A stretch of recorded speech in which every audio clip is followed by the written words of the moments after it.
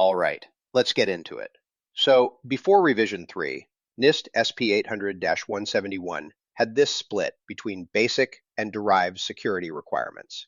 The basic ones were really the fundamental building blocks for securing CUI, stuff like limit system access to authorized users, or sanitize system media before disposal.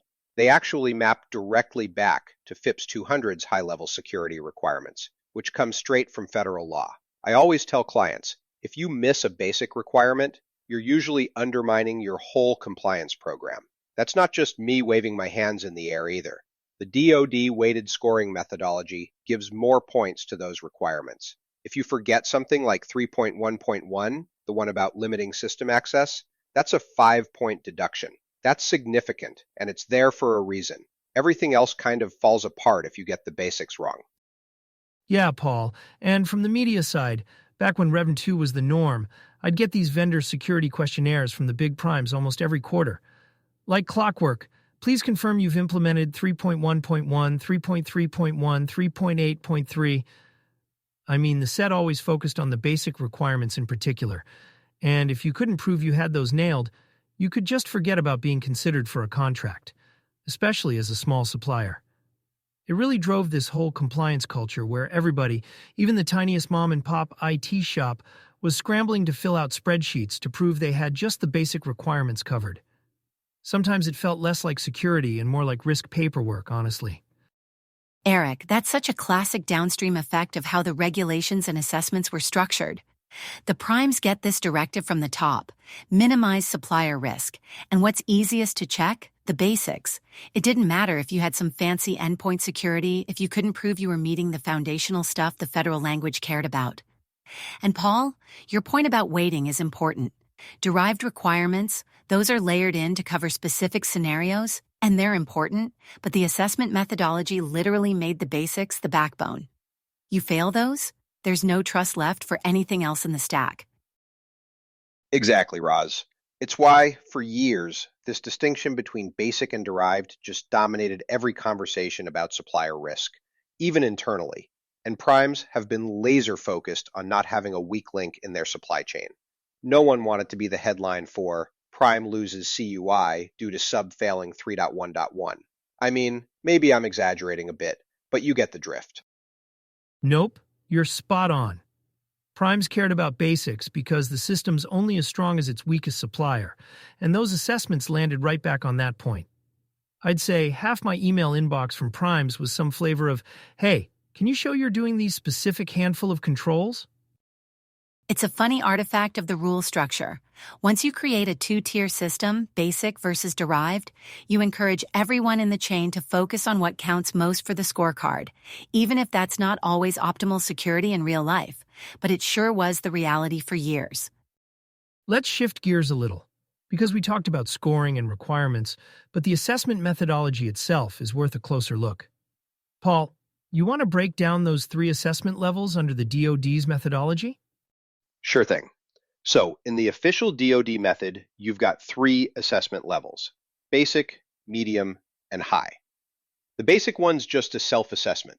You, as the contractor, review your system security plan and declare, based on evidence, how many requirements you've actually implemented. Confidence there is low because nobody's double-checking your work yet. Then there's the medium level. That's when DoD folks who've been officially trained actually look at your SSP. They dig into how you claim to meet each requirement, and they might ask tough questions if things don't add up. That gives the DoD medium confidence in your score. Finally, the high level is either an on-site or a virtual assessment. It's thorough, lots of document reviews, interviews, actual validation. The high assessment is a big deal in terms of scrutiny. Naturally, this brings the highest level of confidence in the results, but also the most stress for the organization being assessed. What's fascinating, Paul, is how the scoring template doesn't treat all requirements equally. I mean, not at all. Requirements like multi-factor authentication or 5PS validated encryption, those get more weight. Like if you haven't done MFA for all the accounts you're supposed to, you're not just losing a trivial point or two. That's -5 or -3 if you've only partially implemented. The same for those foundational basics. I always say, It's the blueprint for a first things first compliance mindset. You can't just cherry pick easier controls and call it a day. You have to get the critical stuff right, or your score just tanks. Exactly, Roz. And here's something contractors still get tripped up with. When primes ask for your SPRS score, they're usually laser focusing on where you stand with those highest impact controls. Again, usually the basics, and a couple of heavy hitter derived controls like MFA. The DoD's Supplier Performance Risk System, or SPRS, is the repository for all these scores at any assessment level. So when primes audit their supply chains, they don't just want to know if you filled out a security self-assessment. They want to know if you flunked any of the big controls. That can have serious implications for business, especially for smaller subs who can't afford to let key requirements slip, even if implementation is hard or expensive. And I'll tell you, those SPRS self-reporting requirements create ripple effects. I've seen some organizations fudge things to look better on paper, but that usually backfires sooner or later. Primes get spooked by low scores or missed basics and will ask for proof, or even just skip you. There's a lot riding on understanding which controls are weighted more, and making sure you have the stories and evidence to back it up. It's also worth noting, especially for the compliance and legal folks listening, that posting those SPRS scores isn't optional if you're handling CUI on a DOHD contract. It's a contract requirement now, and primes can't really skip this due diligence. So if you're thinking of just being good enough, remember the scoring itself was invented to establish a hierarchy. Some controls are non-negotiable, and there's real accountability behind the numbers in SPRS. All right, now for the big one, NIST SP 800-171 Revision 3. The headline here, the distinction between basic and derived requirements is just gone. They cut it entirely. Instead, all requirements are now aligned directly to the SP 853 control language.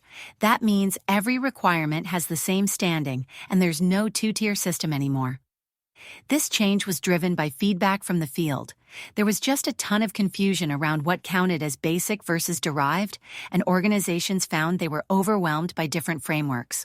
With Revis 3, everything is recast, using only SP 853 as the single authoritative source. It's really a push for more specificity, less ambiguity, and way more consistency across assessments.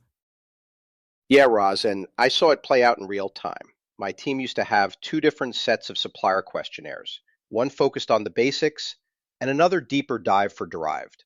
But as soon as Rev 3 got released, we completely retooled the process. Now, our questionnaires just treat every requirement according to its exact control number and language. It's a lot clearer for our subs, less, are you good on the basics, and more, show us how you're holistically implementing all requirements, period. That shift has actually made life easier, both for us as primes and for our suppliers who used to get stuck on definitions or different scoring logic. And for anyone confused about why this matters, think about the compliance headaches in the past. If you weren't totally clear on which controls were basic or derived, you could answer all the questions right and still get dinged. Now, there's just one catalog, one language, which aligns with SP 853 and the CUI overlay. Honestly, it should help smaller shops who don't have the resources to track two different compliance tracks or read regulatory tea leaves. More clarity means fewer gotchas. Keep in mind, too, there are new requirement families and capabilities in Revision 3, reflecting how practice has evolved. If you haven't looked at the new Supply Chain Risk Management family or the Planning and System and Services Acquisition requirements, they're direct responses to 7 years of lessons learned and public feedback. It's also about driving everyone toward a common assessment process that's just less subjective, less open to interpretation. That means, hopefully, less confusion when auditors come knocking and more predictability across the board. Right. It's all about implementation clarity now. No more confusion over what basic means. No getting hamstrung by score weights on just a handful of controls. Honestly, it's a positive direction for everyone, especially primes managing dozens or hundreds of suppliers. I wouldn't say it solved every challenge, but assessment conversations are definitely more grounded in specifics rather than in how you interpret one word versus another. I guess the takeaway here is if you've been hanging on to the basic derived split like it was gospel, it's really time to move on. Reverend 3 is the new North Star, and the push is toward holistic, clear, and consistent controls, as much for the sanity of assessors as for suppliers. This is one part of compliance I'm actually looking forward to seeing in action more broadly. Absolutely. And for our listeners, next episode will unpack what supply chain security really looks like under these updated rules. So stick with us for practical case studies and actionable guidance. Paul, Eric, always great having these discussions with you. Thanks, Roz. Looking forward to digging even deeper next time. Always a pleasure. Take care, both of you. And thanks everyone for tuning in to CMMC Unlocked. Talk soon.